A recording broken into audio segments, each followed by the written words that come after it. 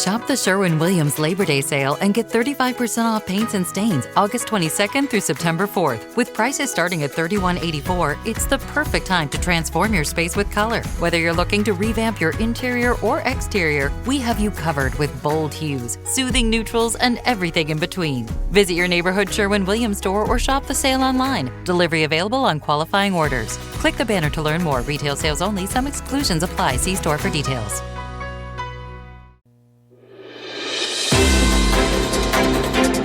Now, White Pine County Daily News with Wyatt Cox. And KELY News brought to you by Sahara Motors. It is time to get back to the grind after one more trail on the Kawasaki KLX 300R.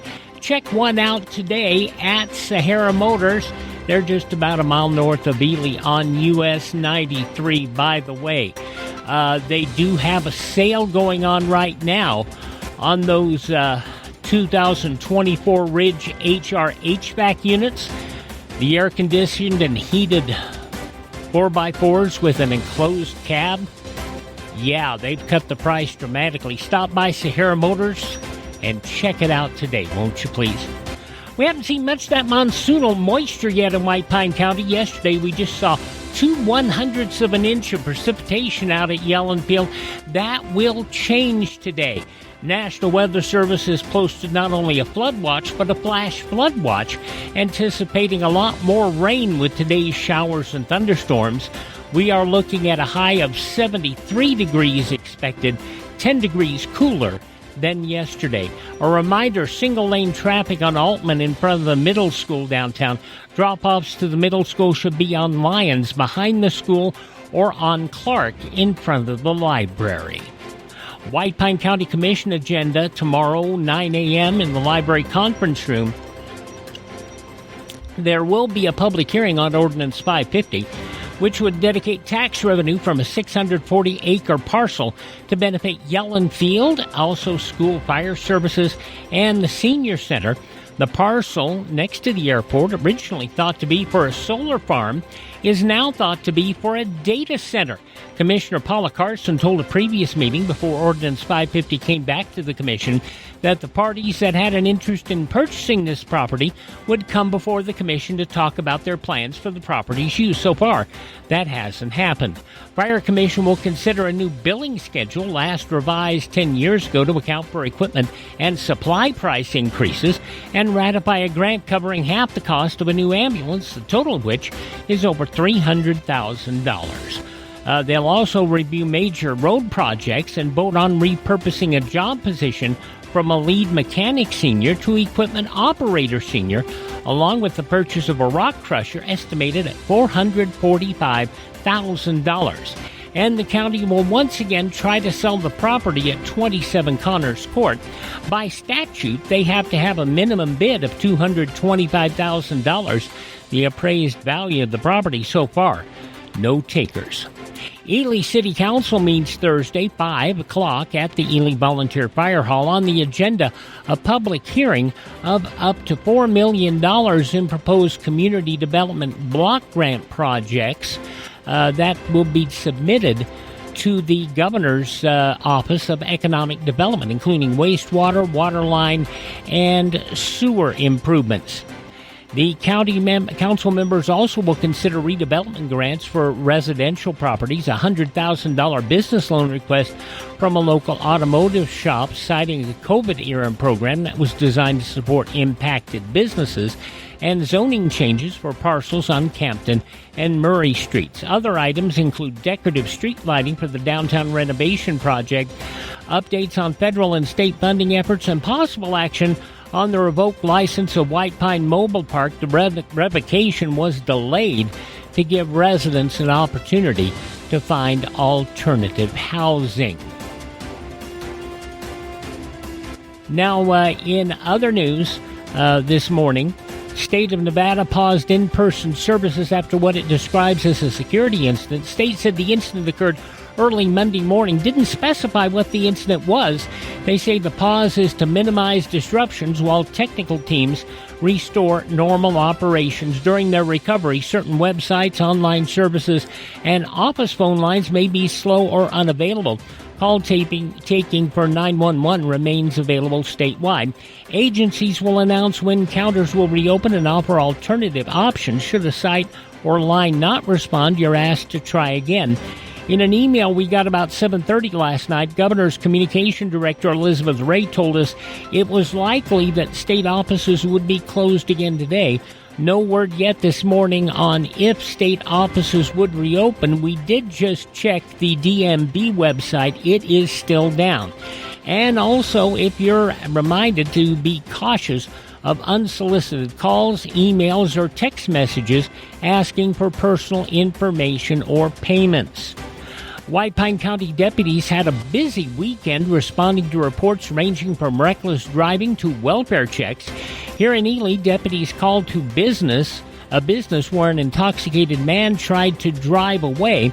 He was taken to a medical facility for help. Deputies also investigated threatening text messages among juveniles, a fight that ended in a battery citation, and drugs found at the duck pond. Over the weekend, officers handled accidents including a semi-rollover in Ely and a single that was right at the corner of Great Basin and Altman, and a single vehicle crash on a highway. Deputies also referred a brush fire to the BLM, and they confirmed the natural death of McGill resident Helen Eben at home. Other calls included trespassing, suspicious vehicles, welfare checks, and several dog complaints with some animals taken to shelter. In other news this morning, the Bureau of Land Management is investigating after dozens of piles of human remains were found near Harry Reid's hometown of Searchlight. CBS News' Jim Krasula reporting. Federal authorities are investigating the discovery of about 70 piles of human cremains near the rural community of Searchlight, Nevada, about an hour south of Las Vegas. Nevada law allows the scattering of human ashes on public land, but crematoriums and funeral homes are prohibited from doing the same thing. In other news this morning across the state, Nevada Commission on Ethics releasing an opinion finding Governor Stavros Anthony potentially violating ethics laws. In the document, the panel does not outline any specific complaints, but points to codes related how public officers may benefit from their position. They say while the investigation could be referred to the full commission, Anthony may be asked to resolve the matter through collective action. Reno police mourning the sudden loss of Sergeant Ernest Kazmar, who passed away Friday. Kazmar joined Reno police in 2009, serving in burglary, robbery, homicide, and later as a patrol sergeant, earning numerous awards. He was remembered as a mentor and respected leader. Mayor Hillary Shreep called his passing a profound loss for the city. Washoe County Sheriff Medical Examiner investigating. No foul play suspected. Kenny Cat still remains missing. He's still out on an unscheduled adventure. Orange, white paws, black collar, and white tips on those paws. And if you find him, there's a $250 reward. Call 775-289-2085 if you spot Kenny. The national redistricting battle moves to Utah. A Utah judge has struck down the state's congressional maps, ruling lawmakers violated voters' rights by dismantling an independent redistricting commission. Judge Diana Gibson found the legislature's 2021 maps illegally favored Republicans and ignored Proposition 4. That was a voter-approved measure banning gerrymandering. Lawmakers now have until September 24th to draw up new maps, or alternatives submitted by plaintiffs could be used. Utah Democrats called the decision a victory for fair representation. GOP leaders said they were disappointed and may appeal. The new maps have to be in place before the 2026 elections. New data from the Pew Research Center shows Nevada had the second largest share of undocumented residents in 2023, behind only Florida. The state also topped the nation in percentage of households with an undocumented residence and undocumented workers, who make up 9% of Nevada's labor force. Nationwide, Pew estimates 14 million people in the U.S. illegally in 2023, the highest ever recorded, though far fewer than critics' claims of 20 million, nearly half of Nevada's undocumented population from Mexico. Attorney General Aaron Ford pushing back against claims he supports so-called sanctuary cities. His opponents point to model immigration guidelines his office released in 2021, which they argue limit cooperation with federal enforcement. But Ford says that's not true, stressing that neither he nor his office supports sanctuary for criminals. He adds Nevada's law doesn't allow him to declare the state a sanctuary state anyway. Guidelines required under state law meant to build trust between police and immigrant communities, not to block federal authorities. Another Nevada politician heading for the Trump administration, Las Vegas Councilwoman Victoria Seaman, has resigned her seat to accept a federal appointment with the Department of Health and Human Services in Denver. Seaman will serve as regional director overseeing 6 western states. The former Nevada Assemblywoman joined the Las Vegas City Council in 2019, re-elected in 2022. She'd recently announced a run with the Clark County Commission, but said the federal role was a no-brainer. City has 30 days to decide whether to appoint her replacement or call a special election. Las Vegas tourism taking a hit this summer. Visitor numbers down 11%, that according to Convention and Visitors Authority. Tourists say rising prices to blame, pointing to $12 bagels, $26 minibar, higher costs across the board, including one resort charging $60 for an early check-in. Some local businesses say they're feeling the squeeze too. Las Vegas Mayor Shelley Berkeley blames a mix of the national economy and casinos' nickel and diming guests. They say the industry will adjust despite the dips. Officials insist visitor satisfaction with Las Vegas remains high, just like the prices. Oh, and a new game on the Strip. They make the odds longer at the tables. A new roulette game called Quad Zero has landed at the Palooza on the Las Vegas Strip. The electronic table game replaces traditional green zero slots with 4 colored gem pockets, triggering a second bonus wheel spin when selected.